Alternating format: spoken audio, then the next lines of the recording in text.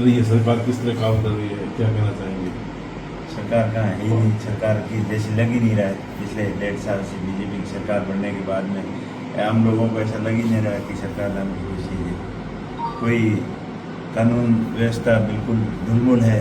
अपराधियों के अंदर एकदम भय होना चाहिए, वो भय की जगह एकदम विश्वास है, कॉन्फिडेंस के साथ में कोई भी क्राइम बढ़ता जा रहा है और सरकार नाम की कोई चीज़ ही नहीं है, ऐसा प्रतीत हो रहा है पूरे राजस्थान में। तराई में पानी बिजली को लेकर बहुत ज़्यादा मतलब स्पेशल बिजली को लेकर जैसलमेर बाड़मेर में खुद में प्रोडक्शन होता है, उसके बावजूद यहाँ की पब्लिक अभी भी बिजली में तरस रही है। बिजली राजस्थान में किसानों को मतलब बिजली नहीं मिलना चाहिए, जो सबसे ज़्यादा बिजली का प्रोडक्शन यहाँ हो रहा है, लेकिन वो दूसरे स्टेट के अंदर जा रही है पावर ग्रिड के माध्यम से। और पिछली बार जब कांग्रेस सत्ता में थी तो बीजेपी हमेशा कोसते थे कि हम सत्ता में आएंगे तो किसानों को पूरी बिजली दे देंगे, लेकिन अभी तक 1.5 साल हो गए सरकार बीजेपी सरकार बनने के बाद में किसानों को नए कनेक्शन बिल्कुल दिए ही नहीं है और हज़ारों कनेक्शन पेंडिंग पड़े हैं। किसान परेशान है, बिजली की व्यवस्था ठीक नहीं है। अब अधिकारियों से बात करते हैं तो मटेरियल की कमी बताते हैं और सिस्टम अपग्रेड जो करना चाहिए था वो उसके बारे में कोई ठोस प्लानिंग नहीं हुई है। जो नए GSS बन रहे थे, निर्माणाधीन थे, वो भी अभी अधूरे पड़े हैं, पूरे नहीं हुए हैं। इसकी वजह से पूरे किसान परेशान हैं और घरेलू बिजली के कनेक्शन जो वंचित रह गए थे पहले की योजना, जो दीनदयाल योजना थी और उससे जो वंचित रह गए थे उनके लिए अभी DPR बनी है बता रहे हैं, लेकिन काम शुरू हुआ नहीं है। आशा करते हैं कि जल्दी काम शुरू हो, सबको घरेलू कनेक्शन मिले। ये स्थिति जल जीवन मिशन की भी है। जल जीवन मिशन की स्थिति तो बहुत खराब है। सरकार के मतलब हजारों करोड़ रुपए बर्बाद हुए हैं। मीठे पानी हर घर तक स्वच्छ पानी पहुंचाने की सरकार की प्लानिंग है, लेकिन पानी पहुंचेगा कैसे ये किसी को पता नहीं है। खाली कागजों के अंदर योजनाओं को दौड़ा रहे हैं, धरातल पे कुछ नहीं है। कनेक्शन जहाँ भी हुए हैं उसमें पानी का अता पता नहीं है और जहाँ हो रहे हैं वहाँ 100% कनेक्शन की बात कर रहे हैं, लेकिन 20-25% कनेक्शन घर वंचित रह रहे हैं। वो लोग भी परेशान हैं कि हम जुड़े नहीं। तो हम बात करते हैं कि आप तो जुड़े, उनका क्या हुआ? तो एक बार जुड़ तो जाए, जब भी उनके पानी आएगा तो हमारे आएगा। लेकिन पानी की आपूर्ति की समस्या बहुत गंभीर समस्या है और आपूर्ति नहीं हो पा रही है क्योंकि पानी स्रोत की कमी है। मुझे ऐसा लग रहा है कि जो प्लानिंग की थी उस समय प्रॉपर ढंग से प्लानिंग नहीं हुई और उसके बाद में जैसे आबादी बढ़ रही है, पानी की डिमांड दिन प्रतिदिन बढ़ती जा रही है, लेकिन आपूर्ति वो सीमित है और कम होती जा रही है, जिसकी वजह से किसान भी परेशान है। अब नहरी क्षेत्र के अंदर किसानों ने अपने खेती के लिए मुरबे लिए हैं, वो बहुत परेशान है। पिछली सीजन के अंदर उनको 2-3 बारी भी पानी नहीं मिला, जो 7-8 बार पानी मिलना चाहिए। तो पानी की आपूर्ति जब तक सुदृढ़ नहीं होगी तब तक ये समस्या का समाधान नहीं हो पाएगा।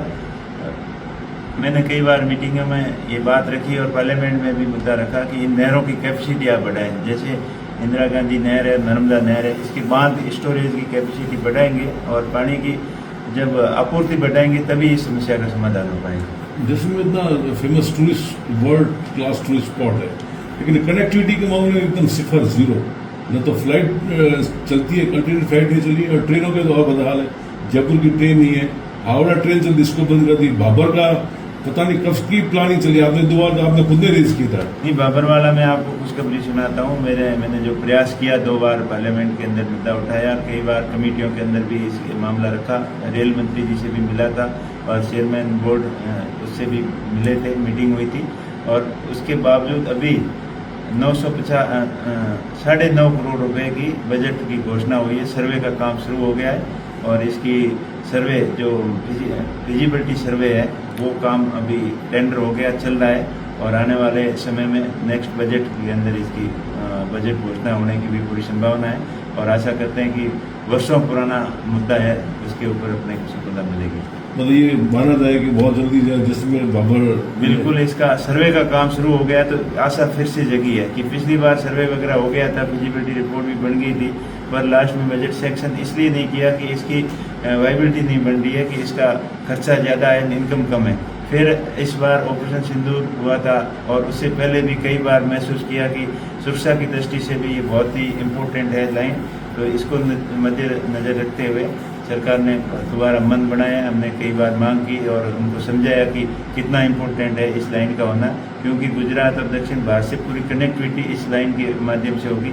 अभी आप बसों की बात कर रहे थे कि यहाँ से कम बाड़मेर और जैसलमेर सासौर से कम रोज़ की सैकड़ों बसें जाती है और प्राइवेट व्हीकल से लोगों को जाना पड़ता है। जैसे बीमार होते हैं वो भी अहमदाबाद की तरफ इलाज के लिए जाते हैं, मजदूरी के लिए जाते हैं, व्यापार के लिए जाते हैं, तो बहुत समस्या है। तो इस लाइन की डिमांड काफ़ी 30-40 सालों से हो रही है। तो अभी आशा है कि ये काम जल्दी शुरू हो। यहाँ की जैसे आप रेलवे कमेटी स्थायी मेंबर भी है सेंट्रल की, तो उसमें जैसे ये जैसलमेर का जयपुर ट्रेन का मुद्दा है, जयपुर ट्रेन नहीं जाती है तो दिन में 3 बजे पहुँचती, तो अब वो नहीं है। इसके अलावा हावड़ा ट्रेन चलती थी, यहाँ पे सोमनाथ किला फिल्म बनी थी सत्यजीत राय ने, बंगाली टूरिस्ट हर साल आते थे। वो हावड़ा जो कोरोना में ट्रेन बंदी है वो वापस चलने लगी। ट्रेन चलती थी जो अपने जयपुर दिल्ली वाली जो बाड़मेर से ऐड होती, दोनों ट्रेनें मिलकर जाती थी। इसके बारे में बात की है, कुछ कोरोना से पहले जो ट्रेनें चल रही थी उसको पुनः चालू करने के लिए 3-4 बार मांग रखी है। इस बार रेलवे बोर्ड ने आश्वासन दिया कि कम से कम 2 ट्रेनें आपकी रेगुलर करेंगे। थोड़ा बहुत मॉडिफिकेशन का काम चल रहा है, या शायद वॉशिंग लाइन का भी काम चल रहा है। वो काम पूरा होते ही 3-4 ट्रेनें यहाँ अपने को मिलने की संभावना है। सूर्य नगरी भी जैसे जो खड़ी रहती है, सूर्य नगरी भी जैसलमेर तक आ जाएगी। वो इंटरसिटी पहले चलती थी, वो भी पुनः चालू कर देंगे। सिर्फ लाइन का काम चल रहा है, ये पूरा होते ही 2-3 ट्रेनें तो कम से कम कंटिन्यू होगी और बाकी साप्ताहिक ट्रेन हैं उनके भी फेरे बढ़ाए जाएंगे। और कुछ ट्रेनों का जो रूट है वो एक्सटेंशन करने की मांग चल रही, जैसे अहमदाबाद, यहाँ से अहमदाबाद ट्रेन जाती है उसको आगे सूरत तक बढ़ाना हो। इस तरीके से लाइन तैयार होने के बाद में ऐसे फ्लाइट कनेक्टिविटी भी नहीं है। फ्लाइट कनेक्टिविटी के बारे में भी कई बार डिमांड रखी है। जो सरकार ने उड़ान योजना के तहत 50 एयरपोर्ट जो सिलेक्ट किए थे पूरे इंडिया के अंदर, तो उन सभी के अंदर जैसलमेर जैसी हालत है।